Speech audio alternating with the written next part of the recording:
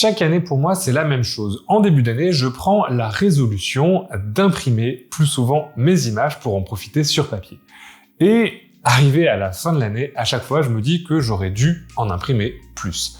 Alors parfois c'est par manque d'argent, mais souvent c'est par manque de temps que je ne suis pas cette résolution, parce que j'ai malgré tout une imprimante photo, une chambre noire, bref, aucune excuse pour ne pas faire vivre mes images plus souvent sur papier. Parce qu'imprimer ces images, c'est pas simplement avoir le plaisir de les avoir sur papier, de les accrocher au mur et d'en profiter, même si ça fait une grande partie de l'expérience.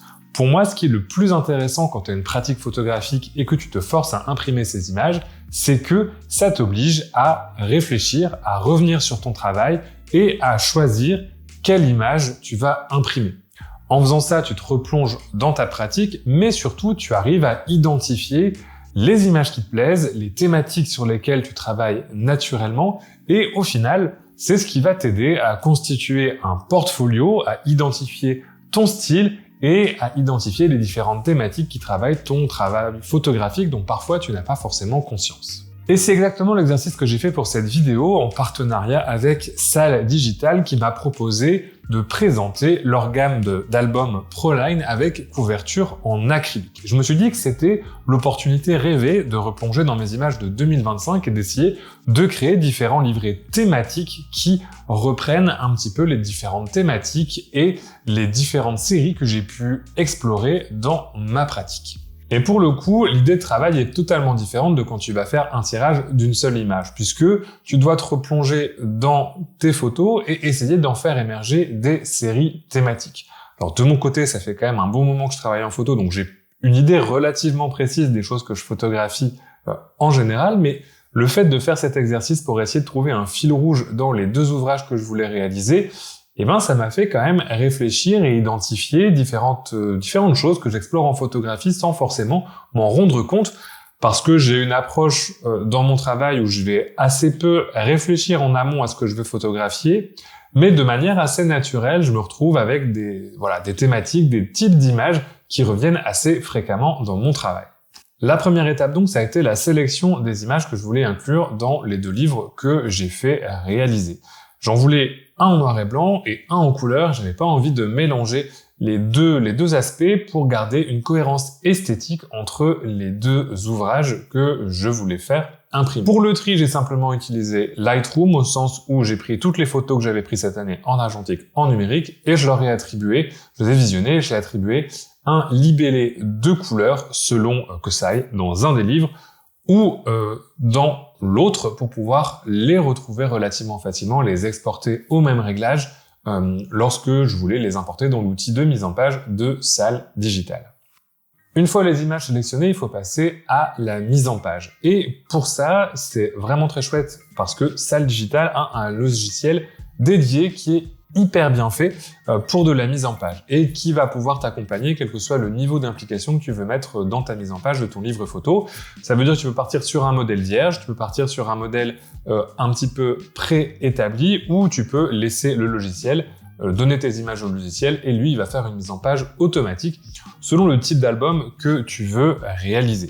Moi de mon côté, je suis parti sur une base totalement vierge et j'ai mis les images comme bon me semblait, mais parfois on peut avoir besoin des outils de mise en page ou nous aider dans la mise en page avec les suggestions qui sont faites par les pages selon le nombre d'images que tu mets sur ta page.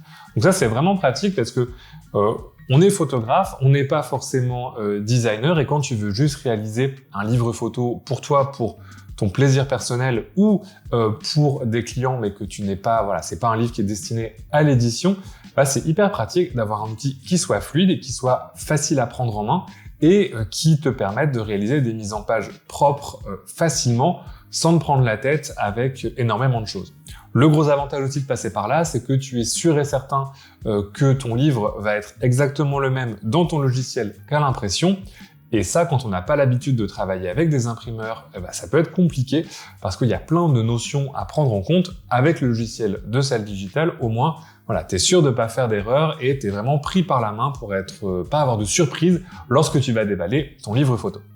De quoi je parle quand je parle de créer des tensions et des oppositions entre les images des pages? Alors c'est quelque chose que j'ai essayé de faire sur l'ensemble des pages. J'ai pas toujours réussi avec les images que j'avais choisies. Mais par exemple, sur cette page-là, il y a quelque chose qui fonctionne assez bien. On a l'opposition entre le mouvement d'un côté et l'immobilisme de l'autre. Sachant que ces deux photos sont prises dans le même lieu, à la gare Saint-Lazare à Paris. Et voilà, on a deux ambiances qu'on retrouve dans une gare, les gens qui sont pressés, qui vont courir pour avoir leurs différents transports, l'idée de mouvement, et puis cette vieille dame qui est un petit peu immobile, qui est un petit peu perdue. Et ces tensions-là, j'ai essayé de les conserver aussi. Là, on a la descente, pareil, c'est à peu près dans le même lieu. On a la descente, on a le plat, Alors, je dis pas que c'est toujours très bien réussi, hein, je suis pas forcément... L'idée, c'est pas de forcément faire un livre parfait, mais voilà. Et de garder comme ça une sorte de progression dans le mouvement et dans l'opposition entre différentes pages. On a ici le soleil, la pluie, malgré tout deux relations qui sont aussi différentes. Ici, dans l'opposition, on a le jeune couple, le vieux couple, ce genre de choses. Et malgré tout, ici, quelqu'un qui est dans la lumière avec son téléphone, ici, quelqu'un qui est dans l'ombre. Voilà, l'idée, ça va être de créer différents jeux de tension. Là, c'est pareil, on est sur cette idée du couple aussi. Les touristes, eux, qui sont plus tranquilles, mais il y a toujours cette tension entre les deux. Et ici, on a à peu près la même page que là, mais dans un autre format. Voilà, j'ai essayé de raconter comme ça, au fur et à mesure des pages, différentes histoires, de créer, mettre en scène un petit peu les images les unes avec les autres, de créer différentes respirations et que ce soit pas uniquement des images qui soient imprimées sans queue ni tête, de les regrouper thématiquement aussi au niveau des pages. Là, c'est la page parapluie qui explore un petit peu différents aspects de la photo de rue que j'ai fait pendant cette année. Ici, c'est pareil, on a deux compositions qui sont similaires mais différentes, pas exactement avec la même chose. Et je trouve que c'est intéressant parce que ça permet aussi de retrouver des tics qu'on a dans notre langage photographique, d'identifier des lieux qu'on photographie régulièrement, comment on les photographie, et je trouvais que c'était assez intéressant d'organiser les choses comme ça, de chercher des liens entre les différentes pages. Maintenant, il ne restera plus qu'à voir ce que ça donne imprimé et si ça marchera aussi bien dans le logiciel que sur le papier. Une fois la commande passée, il ne reste plus qu'à patienter pour recevoir nos livres et enfin découvrir les images sur papier. Les deux livres sont arrivés hier, donc on va pouvoir en parler. Il y a le reflet de la lanterne dans l'acrylique. C'est pas grave, je vais vous les présenter tous les deux et vous montrer un petit peu les choix que j'ai fait différents pour donc celui en noir et blanc et celui en couleur. La première chose, c'est la couverture. Donc ici, j'ai choisi la couverture cuir et acrylique. Donc c'est du simili-cuir sur le côté et ici un tirage avec une protection acrylique qu'on voit ici sur le côté. C'est assez sympa parce que je trouve que ça fait du livre aussi un objet à afficher. C'est-à-dire qu'on peut le mettre sur un présentoir ou sur une petite étagère et avoir un effet un petit peu tirage encadré. Donc c'est assez intéressant pour un livre photo parce que ça permet d'avoir un objet aussi qu'on peut afficher et pas simplement ranger dans la bibliothèque. Donc ça, c'est plutôt sympa. Je trouve que la finition est en plus plutôt chouette, ça fait bien popper les couleurs. Alors on a forcément, comme c'est de l'acrylique, une petite perte de transmittance, de luminosité par rapport à la photo, donc faut y penser à la retouche et éventuellement booster un petit peu la luminosité de la photo que tu vas utiliser en couverture, mais le rendu est plutôt bien, voilà. Même si là, avec la lumière de tournage, on a le reflet, en présence, c'est vraiment pas mal. Il y a un peu de reflet, mais pas tant que ça. Pas beaucoup plus que sur un tirage encadré naturellement. Et je trouve que pour un livre, c'est une finition qui est plutôt originale. Je vais commencer par te présenter le livre en couleur, que j'ai appelé Lonely City, tout simplement parce que l'idée esthétique derrière, c'était de mettre en scène des gens qui sont seuls dans l'immensité de la ville. Donc comme le montre un petit peu la couverture, j'ai bougé un peu la lampe pour avoir moins de reflets, puisque celui-ci, il est imprimé, comme il est que en couleur, sur papier brillant. Donc c'est du papier Fuji Crystal HD, c'est le même papier qu'utilise ton labo pour faire tes tirages argentiques, c'est le même papier que j'utilise moi dans la chambre noire pour faire les tirages argentiques en couleur sous agrandisseur. C'est un papier qui est vraiment durable, qui a une belle brillance. Voilà. On voit là avec la reflet de lumière de tournage, il y a vraiment beaucoup de shine, de brillance dessus. Donc ça va vraiment faire ressortir tes couleurs, ça va vraiment les faire popper, et clairement, c'est une des forces là de ce livre. Je trouve que les couleurs des images sont vraiment super bien ressorties. Bien évidemment, j'avais travaillé avec un écran calibré, et là, j'ai vraiment aucun décalage visible, en tout cas, par rapport entre ce que j'avais à l'écran et ce qui est sur le livre, ce qu'on attend quand même d'une impression. Et voilà, je trouve que par exemple sur cette double page, le rendu des couleurs, le cuivré de la couleur ici, est vraiment magnifique. C'est vraiment exactement ce que j'avais en tête. Et voir ces images sur papier, ça permet quand même d'avoir un autre regard là-dessus. Alors à chaque fois sur le double page, j'ai essayé de créer des différentes relations, à la fois en termes d'appareil photo, de format, de couleurs et de thématiques. Donc voilà, on verra si ça, je trouve que ça marche plutôt bien. Alors après, moi, pas postillonné, ça marque aussi assez fort. L'avantage aussi de ces livres-là, c'est que on peut faire comme ça une ouverture à plat. Donc là, ça permet de faire vraiment des grands formats avec minimiser un petit peu la crevasse qu'on a au milieu. Et voilà, là c'est une image que j'ai fait format X-Pan avec mon appareil photo Hasselblad, et ça permet de faire respirer quand même bien l'image et d'en profiter un petit peu comme un vrai tirage. Là, comme on est sur du 30-30, ça fait un tirage donc 30 sur 60, et c'est quand même assez agréable pour profiter de ces photos. En grand, on voit des choses qu'on n'avait pas forcément repérées auparavant. Voilà, quand je te parlais un petit peu de l'idée de dualité, ici on est sur deux photos qui sont prises à des endroits similaires.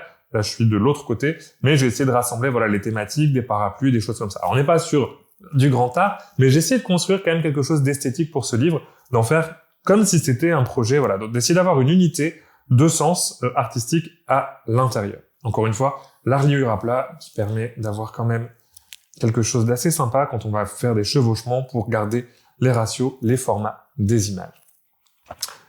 Voilà, celle-là, c'est une de mes photos favorites de cet album, et je suis vraiment content de l'avoir en grand. J'aurais pu faire l'effort d'effacer ça, mais c'est pareil, sur l'écran, on se rend pas forcément compte des choses. Après, ça rajoute un petit peu au naturel de l'image.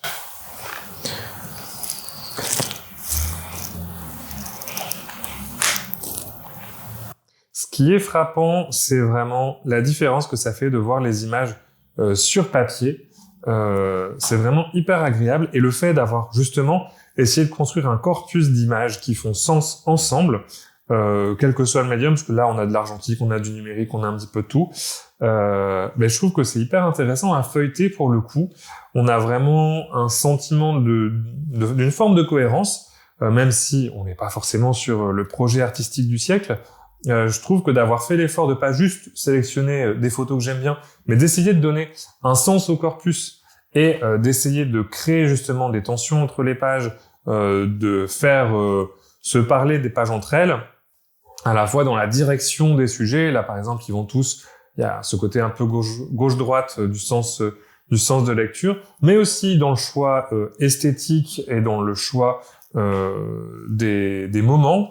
Mettre ensemble, ça c'était des photos d'une même sortie photo, donc on a une forme de cohérence, et puis toujours d'avoir cette idée de silhouette qui est à l'intérieur des photos, où il y a toujours cette présence humaine à l'intérieur de la ville. Normalement, il n'y a aucune photo où il n'y a pas, où j'ai pas essayé d'explorer justement ce sentiment un petit peu de solitude qu'on peut ressentir à l'intérieur d'une grande ville, alors qu'on peut être entouré de plein de monde. Et j'en suis plutôt content, parce que je trouve que j'ai plutôt réussi à faire ça. Et le support du livre me surprend vraiment, où je suis vraiment très très satisfait. Je trouve que c'est un bel écrin pour ces différentes images. Ça rend vraiment super bien. Et comme on reste sur un papier argentique, même les images ici argentiques gardent justement la même dynamique qu'on peut retrouver sur ce type d'image et sur ce type de rendu un petit peu argentique. Et sur les images numériques, ça permet de récupérer ce côté un petit peu argentique, puisqu'on est sur du vrai papier photo, du vrai tirage. Voilà, ça c'est les dernières. Peut-être les plus hors sujet du livre, mais j'aimais vraiment beaucoup ces photos. Donc je voulais quand même les afficher, puis c'était les dernières photos que j'ai prises de cette année 2025. On passe maintenant au livre en noir et blanc, où alors là il y a un peu moins de cohérence thématique, c'est juste globalement mes photos de rue de cette année. Donc mes photos en noir et blanc, des photos de rue. J'ai pas là pour le coup cherché à faire voilà, de thématique particulière. C'est juste un petit... Et maintenant, pour l'autre livre en noir et blanc, alors là, il n'y a pas forcément de thématique particulière. On est sur la même finition, pareil, sur la couverture. Mais j'ai juste rassemblé mes photos de rue favorites de l'année. J'ai pas forcément cherché à créer un message parce que ma pratique s'y prêtait moins. Donc voilà. Là, j'ai fait le choix d'un autre papier pour le noir et blanc, un papier mat, justement parce que je trouve que le noir et blanc brillant, c'est un peu trop. Ça fait vraiment trop ressortir les contrastes. Le papier mat, alors pareil, on est sur du Fuji Crystal Archive mat, donc toujours du papier argentique, toujours le même papier qui est utilisé pour tes tirages en labo. Donc il y a quand même un petit shine, une très légère brillance dessus. On n'est pas sur du mat comme on peut avoir en papier de chambre noire RC, mais ça reste très léger. Donc voilà, c'est pas trop gênant par rapport à ça, et je trouve que ça permet de quand même garder des contrastes assez profonds. Là en noir et blanc, c'est ce qu'on va regarder, pas forcément la couleur, mais le niveau de contraste et le niveau de lumière des images. Et là encore une fois, c'est plutôt très bien respecté, belle netteté sur le papier, et on a vraiment quelque chose de très très très sympa en termes de contraste. Alors encore une fois, il y a du mélange argentique, numérique, je sais plus exactement qui est quoi, voilà. Ces doubles pages, franchement, moi je trouve que c'est vraiment le mieux sur ce type de livre, c'est la possibilité d'avoir ces doubles pages avec l'ouverture à plat. Et c'est vraiment dingue comment... Alors j'ai l'habitude de voir ces images sur écran, mais de les voir, voilà, imprimées sur papier, à quel point ça donne un sentiment différent, une sensation différente de pouvoir les feuilleter. Alors j'ai quand même essayé de créer des pages avec des sortes de réponses. Ici, voilà, un couple jeune, un couple plus vieux. Je me rends compte aussi que voilà, deux personnes avec le téléphone, mais dans des univers de lumière un petit peu différents, des compositions différentes. Et justement, sur ma photo de rue, là où j'ai l'impression de faire un petit peu au petit bonheur la chance, en faisant cet exercice de réaliser ce livre-là, je me suis rendu compte qu'il y avait quand même plusieurs thématiques que j'explorais. Les gens sur leur téléphone, les couples aussi. Les couples avec leur téléphone.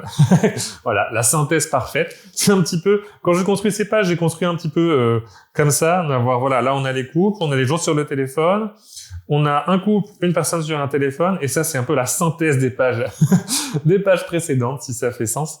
Bref, je me suis un petit peu amusé avec la mise en page, voilà. Mais je me suis rendu compte qu'il y avait des choses que j'explorais souvent, les gens dans l'attente aussi. C'est quelque chose que je fais souvent. Celui-là, je l'ai beaucoup photographié. J'ai regroupé par unité de lieu aussi.